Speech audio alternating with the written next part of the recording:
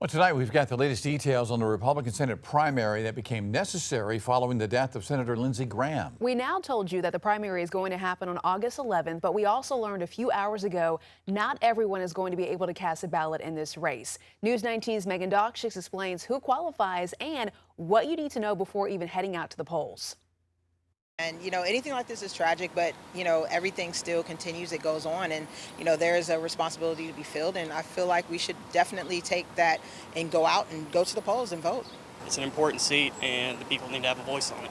South Carolina voters are getting ready to head to the polls to vote on who will be the Republican nominee for the U.S. Senate. Lindsey Graham won the nomination in June, but died last weekend, meaning this new primary must be held to determine who replaces him on the ballot. But because there was already a primary, not everyone is eligible to vote in this contest. Chris Whitmire, Deputy Executive Director of the State Election Commission, explains. The voter pool is limited to the Republican voters in June and voters who did not vote in June. If you voted in the Democratic primaries in June, you are not qualified to participate. The Election Commission said since a situation like this is so rare, they double-checked state law to make sure this was the rule.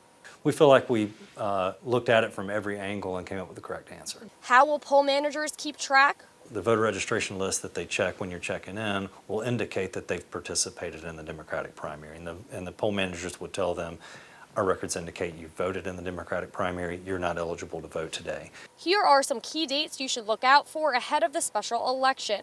Filing will begin next Tuesday, July 21st. The deadline for an absentee ballot is July 31st. Early voting will begin August 5th and will run until the 7th, and the election will take place August 11th. If the election were to go to a runoff, early voting dates would be August 19th to the 21st, and that runoff election would take place on August 25th. Whitmire explains voters who are not registered will not be able to register in time for this election. An interesting note about this election, the voter registration deadline has already passed and had passed by the time everybody learned of this vacancy. So the voter registration deadline was Sunday, July 12th, last Sunday.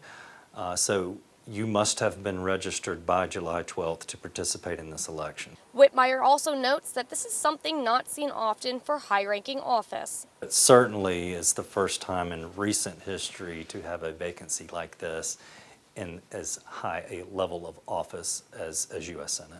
Reporting in Columbia, Megan Dogshick, News 19, WLTX. And again, if you plan to vote in the Republican Senate special primary, early voting starts August 5th and primary day is on the 11th.